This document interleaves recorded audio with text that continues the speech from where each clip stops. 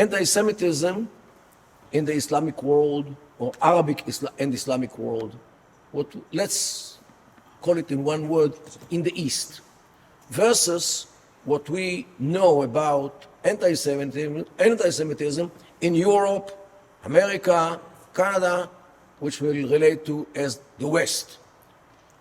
The East is defined by Islamic religion, the West is the remnants or influenced by Christianity.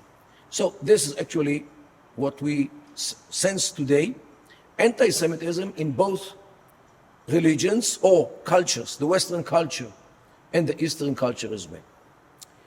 First of all, I would like to challenge the term anti-Semitism. This term was created in the mid-19th century in Europe.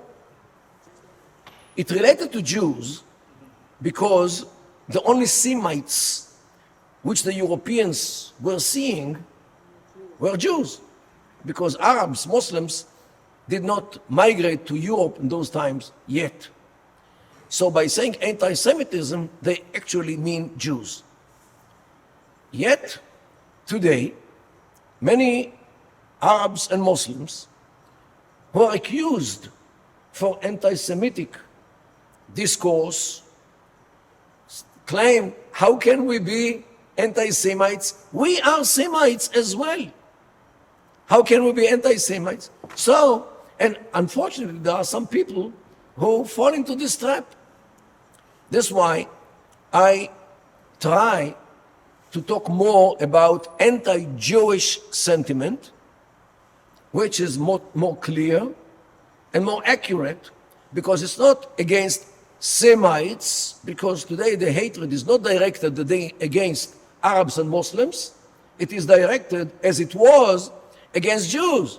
So let's call a spade a spade. If this is an anti-Jewish sentiment, let's call it anti-Jewish sentiment rather than anti-Semitism, which includes other groups which are also or happen to be Semites. So this is, first, I think that the world should start talking about anti-Jewish sentiment or anti-Jewish activity or anti-Jewish discourse, or is anti-Jewish because it's directed, because before anything else, against Jews and not against other Semites.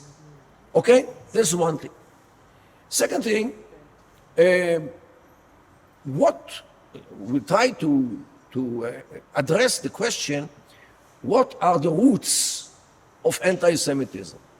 For this, I will need to stand here maybe a week and speak non-stop, so I won't get into this issue. What are the causes of anti-Jewish sentiment?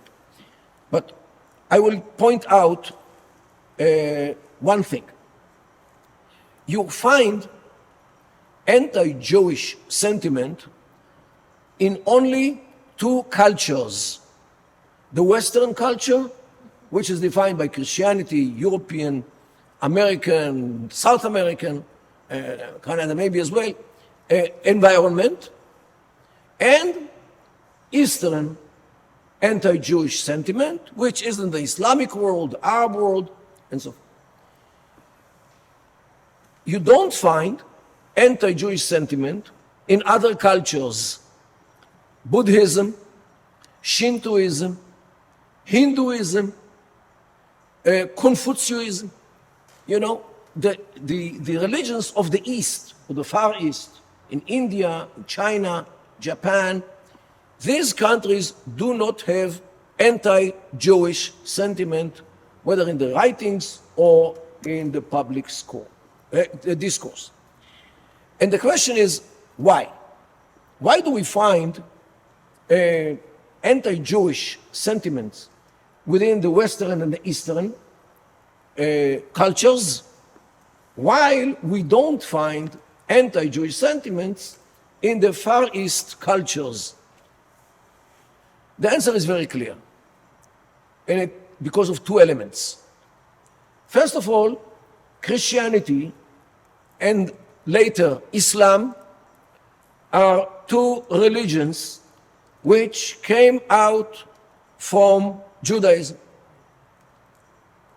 Definitely, we know that the Old Testament, the New Testament, is a derivative of Judaism. Christianity is derivative. And they also believe that Jesus Christ was even born Jewish. And he acted in Jerusalem, in the temple. So definitely, there are much in common. There is much in common between Judaism and Christianity. The same thing is with Islam. The core writings of Islam, the Quran and the Hadith, are replete with Jewish quotations, Jewish ideas, Jewish even commandments, mitzvot. Look, the ban on pork is both in Judaism and in Islam. Muhammad did not see a pork in his life, because there are no pigs in the Arab Peninsula. Never were. They cannot live in the desert. Okay, so from where does he have this ban on eating pork? Definitely it came from Judaism. Okay, so this is what I mean by these both religions, Christianity and Islam, are both derivatives of Judaism, and it's more than clear, especially if you read the Quran and, of course, the New Testament. These two religions, in order to create legitimacy to themselves, must delegitimize Judaism. Because if Judaism is a legitimate religion, why do we need Christianity and why do we need Islam? So in order to create the justification for the mere existence of each of these two religions, both of them must declare that Judaism is null and void, and they came to the world to replace. And here comes the theory of replacement, which is shared by both Christianity and Islam. Christianity claims that it came to the world to replace Judaism, while Islam claims that it came to the world to replace both Judaism and Christianity.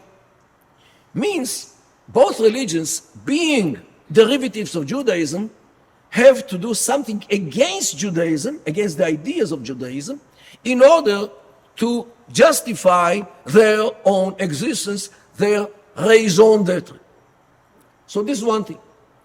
Second thing, Jews lived within Christians in Europe and now here, and Jews lived through the Islamic history in the Islamic countries, in the Middle East, Turkey, Iran, even in Afghanistan, there were Jews. So Jews lived within Christians, Westerners on one side, and within Muslims, Arabs, and the other side. These two elements, the fact that these religions came to the world in order to replace Judaism and to cancel Judaism, and the fact that Jews actually lived within those nations, in my humble view, is the core reasons for anti-Semitism or anti-Jewish sentiment. Why do I say this? You don't see anti-Jewish sentiments within religions which have no relation to Judaism, like Buddhism, Shintoism, Confucianism, Hinduism. They have nothing to do with Judaism, these religions. So they don't feel that they have to create ideas which will negate Judaism. And the second thing is, Jews did not live in those countries, at least until recently. So they didn't see the Jew, and they didn't feel that they have to say something against his religion, because they are totally unconnected to Judaism. So this is why you don't have anti-Jewish sentiment in China, in India, in Japan, or in those areas. And this actually gives us a good idea why Christians, Westerners hate Jews on one side, and Muslims, Arabs hate Jews on the other side, because of the religion and because Jews actually lived within those religions. And the proof, I would say, the control group are the other religions, which have no connection neither to Judaism, and they actually did not see the Jew within them through history. So this, in my view, very important comment for the cause of anti-Jewish sentiment in both cultures, Western culture and the Eastern culture, means Islam.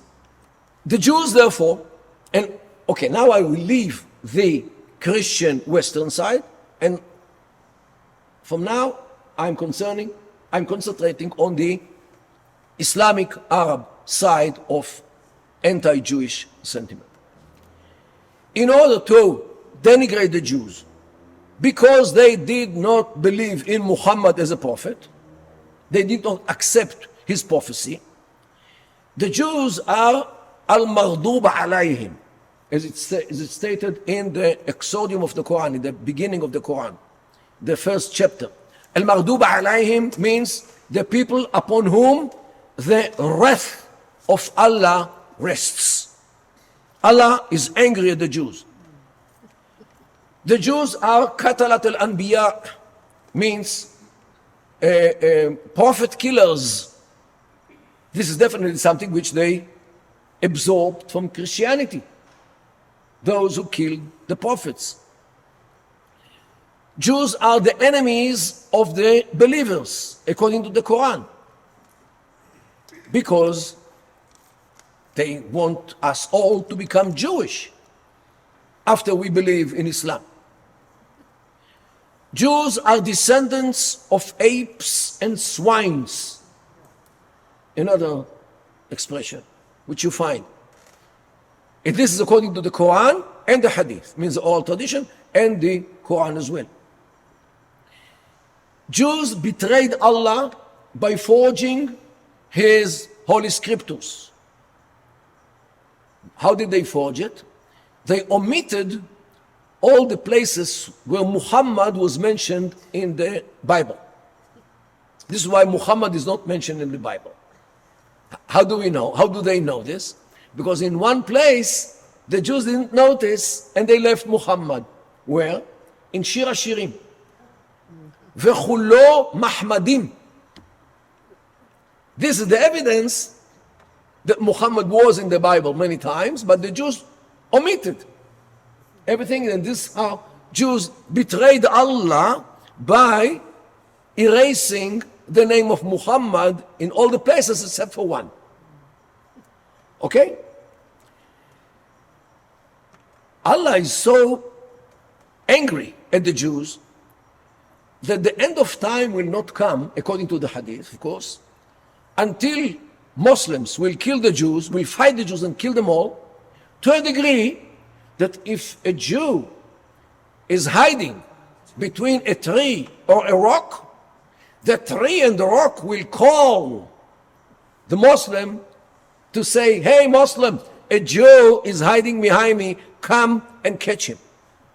Now this hadith, or this saying which attributed to the Prophet Muhammad, actually finds itself in illustrations. Until this very day, it appears in all kinds of documents like the constitution of Hamas, but it also appears in graphics. Please look at this. Here comes a Muslim on the right side of the picture with a rifle.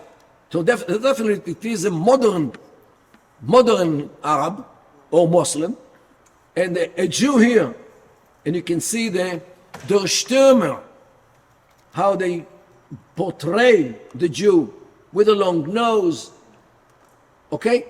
And the Jew is hiding behind the tree, and the tree, see the nose and the eye and the mouth of the tree and the hand of the tree, he calls the Muslim saying, "Ya Muslim, Ya Abdullah, hada Yahudi wara'i, ta'ala faqtuluhu," means, "Oh Muslim, oh servant of Allah," means you Muslim are the servant of Allah, not the Jew. "This is a Jew behind me. Come and kill him." And this is actually something which was drawn like 2 years ago. So this hadith, or this idea that even the nature, means rocks and trees, will start speaking against the Jews, this is what we see today. They believe in it, although it was authored some 14 centuries ago in order to denigrate the Jew and to show how non-legitimate the Jew is being Jewish. Jews lived within Islam 14 centuries, since the beginning of Islam. At the beginning, Muhammad tried to convince the Jews of Medina, to convince them to convert to Islam. And in order to convince them, he directed the prayer for like 16 months towards Jerusalem, as if he's saying to them, hey guys, we Muslims pray to Jerusalem, you Jews pray to Jerusalem, let's unite the ranks, convert to Islam, and we will together pray to Jerusalem. They, of course, did not convert to Islam because they know that Islam is no more than a replica of the Jewish religion. So they didn't convert to Islam, so he slaughtered them. And since whatever he did was directed by Allah, he could not make any mistake. He was infallible by definition, ma'soom as they say in Arabic. So if he slaughtered the Jews, this is the way to treat the Jews. Well, was he mistaken? No, he was directed by Allah. Everything which he did was by Allah's order. So if Allah ordered Muhammad to slaughter the Jews of Medina, this is the way which Jews should be treated everywhere. He, by the way, he did it to other tribes. With this was Bani Qurayza, and he did it also to two other groups, Banu Kainuka and Banu Nadir, three groups, clans of Jews who lived in Medina and near Medina. So this is the way which Muhammad showed us how Jews should be treated if they don't convert to Islam. However, with the years, when Islam occupied large parts of the Middle East and beyond, they discovered that they need the Jews. Jews knew languages. So Jews were the perfect translators. They used the Jews, the service of the Jews, to translate the writings of the Greeks, of the Romans, and many others. This is one thing. Second thing, because the Jews knew many languages, in these countries, or in Europe, they would say polyglot, which is not a nice thing.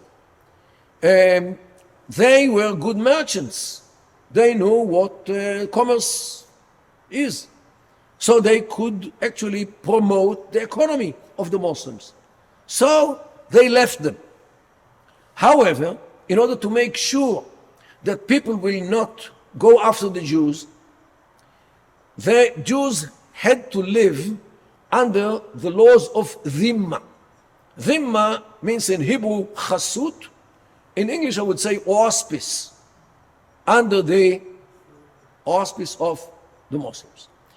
And the laws are many and difficult. For example, a Jew, his home should be lower than the Muslim neighbor.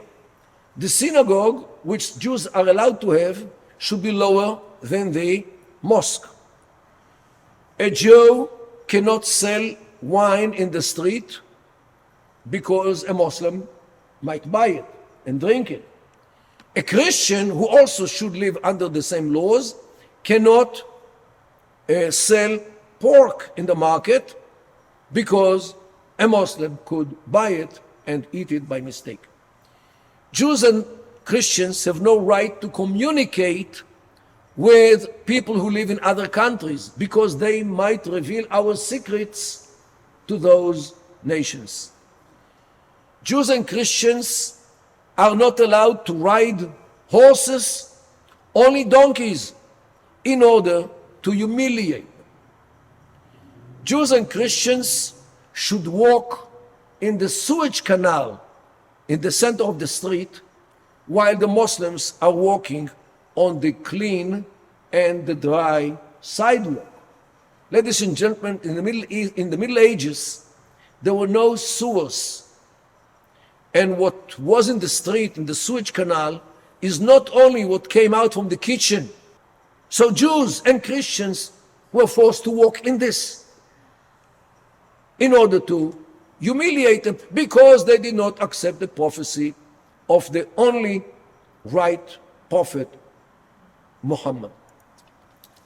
Jews and Christians have no right to sovereignty. They forever should live as dhimmis under Islam. I highly recommend to read the book of Bat Ye'or, a Jewish lady named Giselle Littman, who wrote many books about Islam. She was born in Egypt. She speaks Arabic and she quotes their sources. She wrote a whole book about dhimmis and dhimmitude, means how Jews and Christians should behave under the rules of dhimmitude, means to live under the yoke of Islam. And she describes all these things in good details. If we run forward in history, Jews and Christians have no right to sovereignty, to a statehood, or any manifestation of independence. They should all live under the yoke of Islam. Countries which were under Islamic rule, like Spain, Sicily, large parts of the Balkans, all the way to the gates of Vienna, where they were defeated in 1683, all these countries belong to Islam. Because once these countries were under the hoofs of their horses. And a land has only one way ticket: to enter Islam, not to get out of Islam. This is why Palestine, as they call Eretz Israel, should return to be Islamic, because once it was an Islamic country.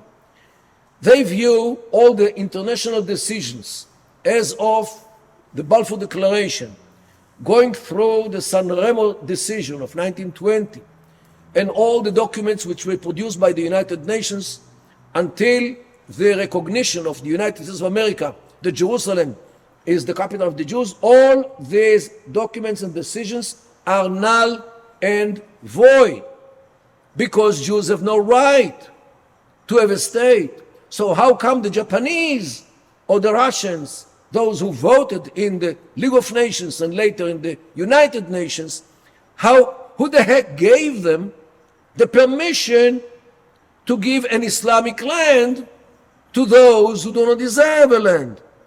Because Jews lost everything, because Allah sent them to exile, because they betrayed Allah by forging His holy books. This is the way how Muslims, not radical Muslims, how Islam, both Shia and Sunni, look at Judaism and at Jews. Ladies and gentlemen, what happens in the end of the 19th century into the 20th century, all the way now, until now, is a conspiracy of Christianity and Judaism against Islam. Lord Balfour was evangelical Christian. Trump was supported by evangelicals. Means definitely Christian sentiments here are pushing the Jews in order to occupy an Islamic country named Palestine, in order to establish a Jewish state. Since when Jews have a right to a state? Jews have to live under the yoke of Islam. So the mere existence of the state of Israel is totally illegitimate in the eyes of Muslims, because it is challenging the core Islamic beliefs that Judaism is null and void, din batil, as they call it in Arabic, dat betela. Din batil means religion of falsehood or religion which is null and void, while Islam only is din haq, means religion of truth, because Allah cancelled Judaism and Christianity because there is a verse in the Quran which says, Inna dina indallah al-Islam, means the religion that Allah's is only Islam. Means Allah himself does not recognize anymore Judaism and Christianity as valid religions. So, who in the world will dare consider these religions as valid religions if Allah doesn't consider them as valid? This is why the jihad in their concept is meant to spread Islam all over the countries of Jews, Christians, of course, religions of idol worshipping like the others in the East, Buddhism, Shintoism, Hinduism, Confucianism, and many more isms who are in the world. Only Islam can be the religion of the world. And this is not the radical Islam. This is Islam. When they see what happens during the 20th century, it is very easy for Muslims to believe in the theory of conspiracy, because what they see that the cooperation or collaboration of Christianity and Judaism in order to establish a state which is totally illegitimate, the state of Israel. Therefore, the well-known anti-Semitic book, The Protocols of the Elders of Zion, was translated to Arabic many times, and not only Arabic, it was also in Turkish, in Persian, and in Urdu, and you can find, until this very day, you can find this book, many of copies and versions of this book in book fairs in the Arab world, in the Islamic world, officially being displayed and sold, to a degree that, as you might know, President Mubarak of Egypt built a giant library in Alexandria, which is called the Library of Alexandria, which commemorates the library which the Greeks built in Alexandria and the Muslims burnt it. So he built another Library of Alexandria, and he has a room for every culture, like a Christian room, the Jewish room, the Buddhist room, and you go from room to room, you wanted to see the world culture. And in every room they have a little display of the 1, 2, or 3 most important books of this culture which the room is dedicated to. The Jewish room included on the shelves many books like the Talmud and others, but in the special display in the center of the room, they had 2 the most important books of Judaism. One is the Bible, and one is the Protocols of the Elders of Zion. This was the decision of the curator of this library to put in display the second most important book of Judaism, the Protocols of the Elders of Zion. When the Israeli ambassador to Egypt came in order to inaugurate or to open this book, this room, he was shocked to see that this book is in this special display. So he complained immediately. It took them months until they changed it.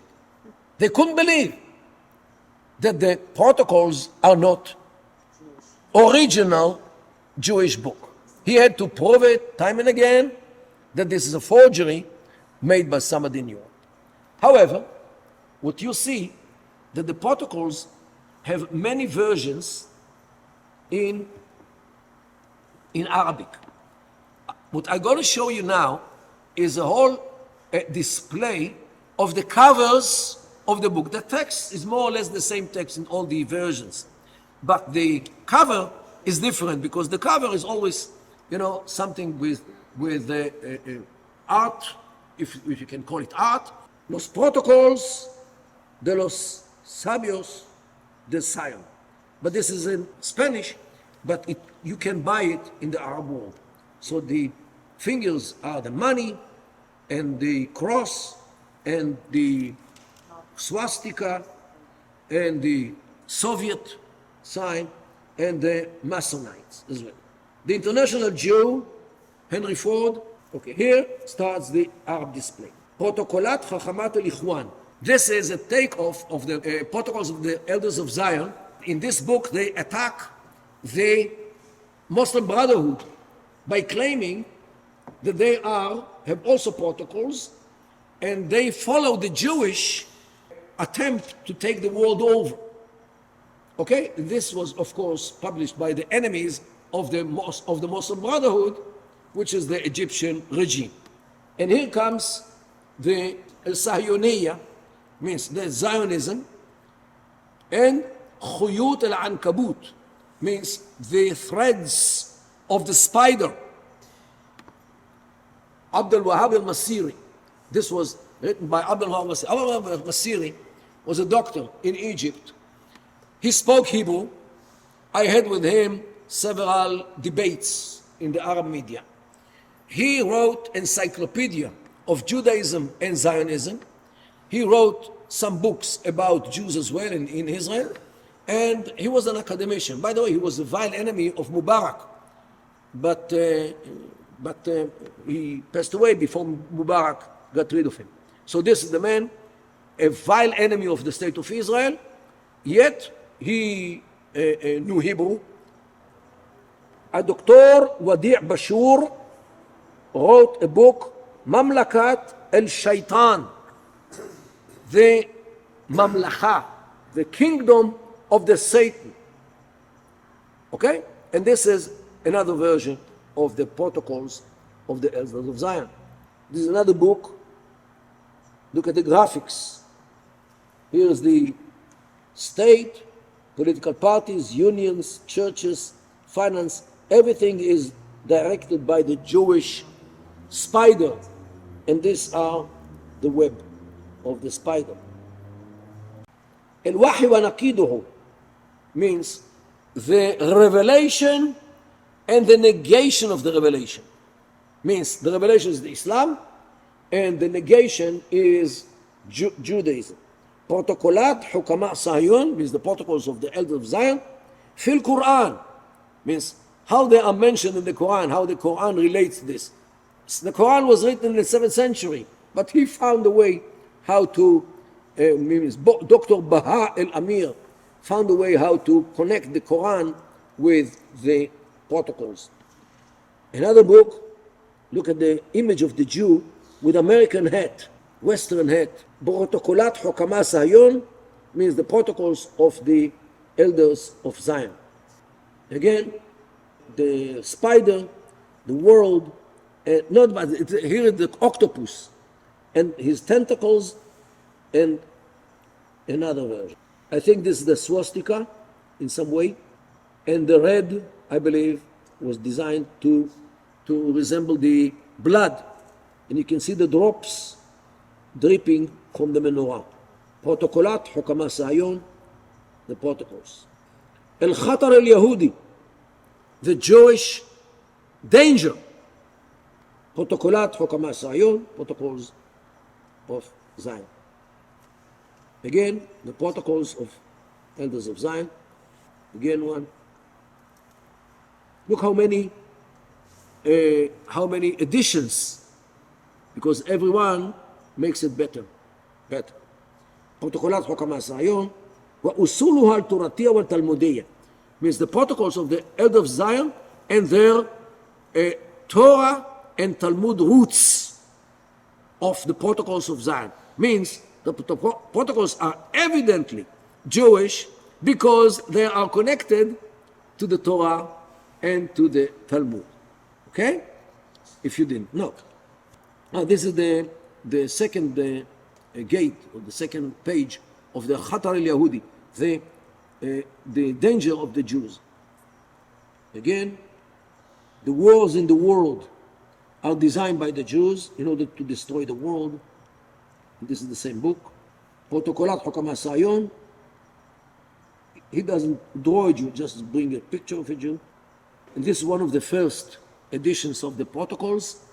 And you can see here definitely the octopus. And I think this is actually copied from the Stürmer. Somebody once told me that this exactly the same picture appeared in the Stürmer. Protocolat, just see the monster here. And the eyes are Magen David. And again, the same idea which we saw in Spanish, Protocolat Hukam HaSayon, and the hands or the fingers are covered by all these conspiracies against the world, the dollar, the Jewish symbol, the swastika, the Soviet symbol, and the Masonite symbol. This was published apparently when Sharon was Israel's prime minister, and you see Golda Meir here, and everybody, and Protocolat Hukam HaSayon means the protocols of the elders of Zion, or the Jewish danger. So, and let's stop here because there are many more versions, especially the graphic, which is definitely expressing what they think. Not only this, you can definitely see here the connection between modern things like protocols of the elders of Zion and classic things like the Quran and the Hadith and all these things, because history plays a major role in modern issues in the Arab and the Islamic world, unlike in the Western world.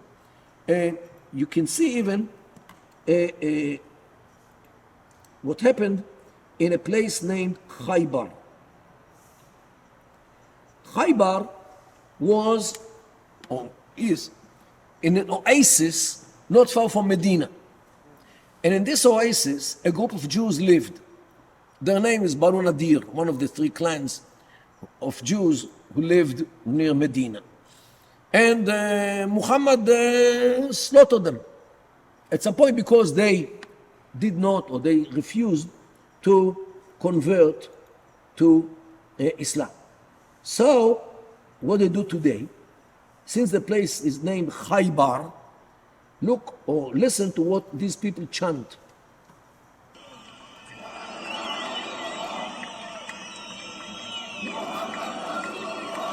La ilaha illallah wa Muhammad Rasulullah means no God but Allah, and Muhammad is his messenger. And this is in Jerusalem. This is on the Temple Mount in Aqsa.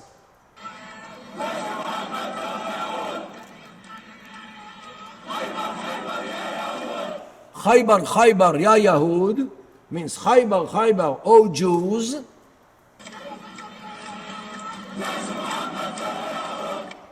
The Jaish Muhammad Sawfa Yaud means the army of Muhammad will return, will come back. Khaybar, Khaybar means we are going to do the same thing to you which was done in Khaybar, means we're going to slaughter you.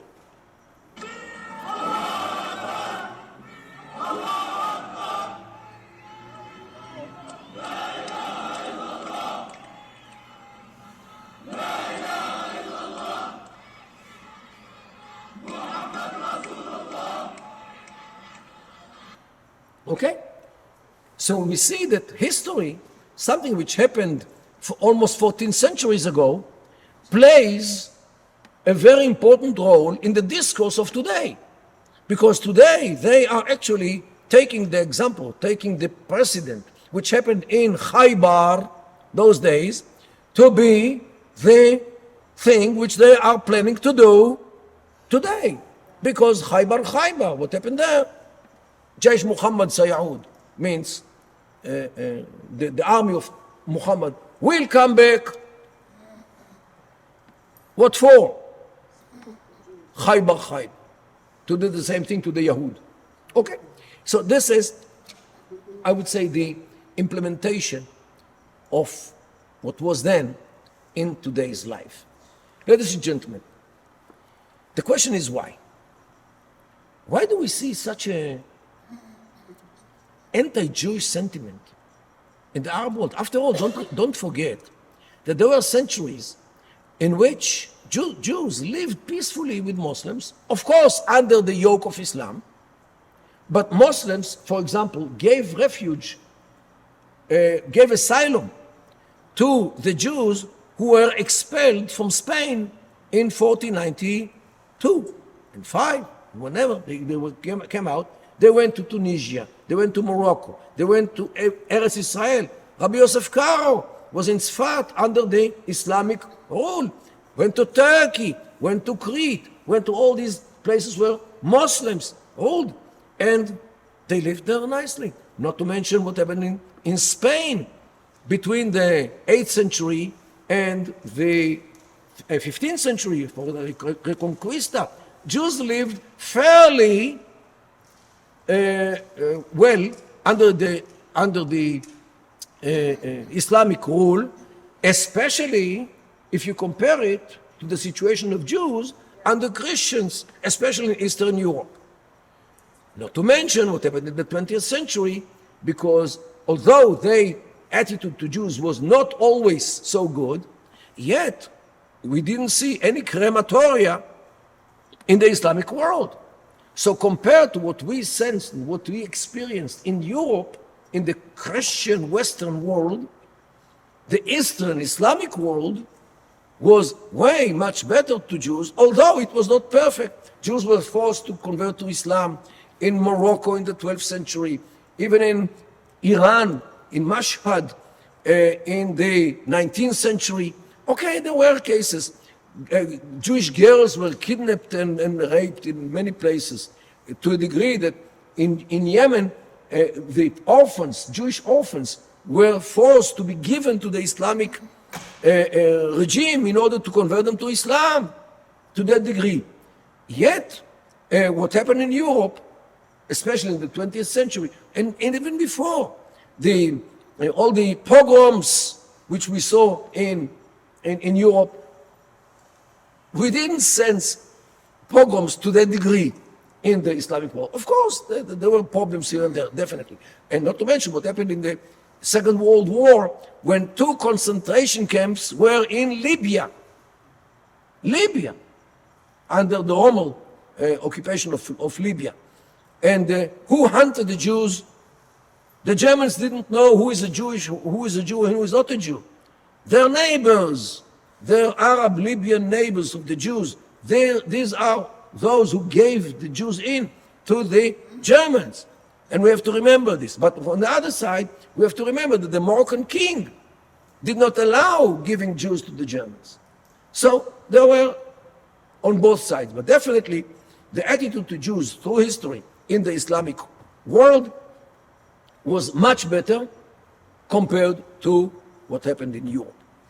The question is, why do we see today such a vile atmosphere against the Jews in the writings, in the paintings, and in the shouts in the street, Khaybar, Khaybar. The problem comes from the belief that Judaism is null and void, while Islam is the only religion in the world. They understand the fact that Jews now have a state, although according to Islam they don't have a right to a state. They have a government, although they don't have any right to this. They have an army and police and Mishmar HaGvul and ministries and all these phenomena which testify that Judaism came back to life in the form of a state. For them, it means that Judaism actually went through a process of resurrection after Islam came to the world to bury Judaism forever. And for them, this is a theologic problem before it is a problem of territory or national issues or legal issues. They cannot fathom the fact that Judaism came back to life after Islam built its legitimacy on the idea that Judaism is null and void. And this is why it creates, I would say, a Kurzschluss, means a short in their mind. They cannot get it that Judaism came back to life because Islam came to the world to cancel Judaism. You know, according to Islam, Abraham was the first Muslim. Isaac and Jacob were Muslims. David and King Solomon were Muslims. And King Solomon built a mosque in Jerusalem, if you didn't know. Okay? So everything which was Jewish became Islamic, because Judaism is null and void. And here those Jews who should live forever under the yoke of Islam come back to life with the support of the Christians, the others whose religion is null and void. And this conspiracy is against Islam in order to rebuild the Jewish state in Eretz Israel and in Jerusalem. And those Jews, the chutzpahdik Jews, are coming to the Temple Mount in order to pray there. And the Jewish prayer in the Temple Mount actually resembles the resurrection of Judaism, which they cannot accept. And this is why today the anti-Jewish sentiment in the Islamic world is meant to save Islam from the idea that Islam is challenged by the resurrection of Judaism. Because, as you know, Islam builds its raison d'etre on the batlut hayahadut, on the fact that Judaism is non-void. And this is why today we see the anti-Jewish sentiment in the Islamic world way sharper and harder than the degree of the sharpness as it was in the Middle Ages. Because those years, they didn't see the Jew as an independent. They didn't see the Jew as sovereign. There was no Jewish state. There was no Jewish statehood. And Jews lived under the yoke of Islam, humiliated, denigrated, which proved the validity of Islam and the invalidity of Judaism. Today, what happens in the state of Israel is something which they cannot accept totally, because it is a challenge on the mere existence of Islam. And this is what causes this so sharp and vile anti-Jewish sentiment in the Islamic world, which we see today. That's why jihad has to be waged against Israel, against the Jews, because all the Jews in the world support Israel, even here in Toronto. This is why almost all the Jews, except for the Nature Carta, who openly say that Israel is an illegitimate country. Okay, this is why they show them time and again in the Arab media, because these are real Jews who continue to live or want to continue to live under the yoke of Islam, as Jews should forever live. So since they agree to the Dhimma rules, those Nature Carta, this is why they are good Jews, while all the others, the Zionists, or those who do not object the Israeli existence, they are bad Jews, wherever they live, in Israel or abroad. And this is why we all on the same boat in this issue. And this is why, not far from here, an imam, when he sees Jews go to the Temple Mount, he complains that Jews actually are bringing filth to the Temple Mount. And there is some kind of a lawsuit against him, and I think that he was fired, and maybe he left the country.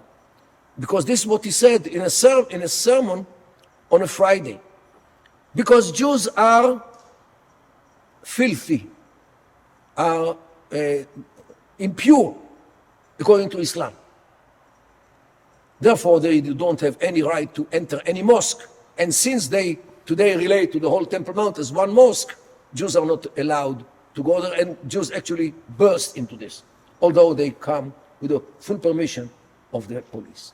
Ladies and gentlemen, this is what we face today.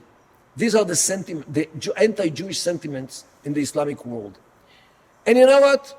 Implicitly, you can find remnants of this kind of thinking within the Catholic churches, because as you might know, the Vatican did not recognize the state of Israel until the mid-60s. It took them almost 20 years to accept the existence of the state of Israel, because also, according to Christianity, Judaism is null and void, because Christianity believes, or at least part of them, believe in the theory of replacement. So since replacement means Judaism doesn't exist, but Christians behave better after 2,000 years. They are calm. Muslims are only 14 centuries, so they are still problematic. Okay, so this is what makes the difference. Not because of principle. It's not the difference in principle. This is the difference in practice between the Christian world and the Islamic world. Ladies and gentlemen, this is what pushes, this is what motivates Muslims these days. And the mass media and the social media actually carry these sentiments. And even those who are not so much aware of these things, let's say Muslims who are not, let's say, following this life because they don't care so much about Jews, they don't care so much, they care much more about their own problems. And there are enough problems in the Arab and the Islamic world. So they say, leave me alone with the Jews. It's not my business now. Now my problem is in Syria, in Iraq, in Yemen, in Afghanistan, in Pakistan, in Turkey. Wherever you go, there are problems. So many of them do not make an issue out of these things. But unfortunately, the number of those who do make an issue out of these things is big enough to make chores, to make problems to Israel and to other countries as well. Ladies and gentlemen, the question is, where is the hope? If this situation, what can we hope? And here the answer is in Islam, embedded in Islam.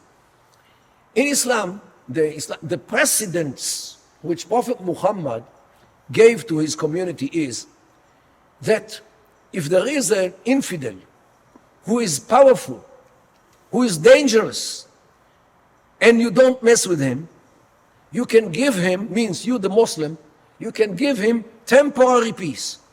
You can sign with him a peace which will be temporary, and this peace will last only as long as the enemy is powerful, dangerous, invincible, and a party which you don't mess with. It could take years, it could take more, but this temporary peace, it's only until the enemy falls asleep on God.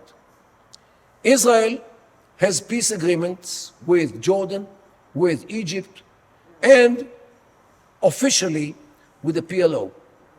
At least two of these three agreements, now we have more, but I'm talking about until 2 years ago. At least two of them, means with Egypt and with Arafat, were based on this idea of Hudaybiyah peace, means temporary peace, only because the infidel, in this case the Jewish, is too powerful, is too dangerous, is too invincible, and is too problematic to mess with. This is why they gave us peace. Not because they love us, not because they accept us, not because they see any legitimacy in the mere existence of the state of Israel. President Mubarak, who kept the peace with Israel for 30 years, which was in power, he said, 1,000 years will pass until I recognize Israel's right to exist as a Jewish state. I recognize Israel as Israel, period, not as a Jewish state which has a legitimacy to exist. This is what Mubarak, our friend, said. So what do we expect from others? Ladies and gentlemen, if Israel will be powerful, invincible, Israel could get temporary peace. If Israel will be powerful, invincible, a country which you don't mess with, forever, Israel will have temporary peace forever. And this is how it works in the Middle East. Thank you so much.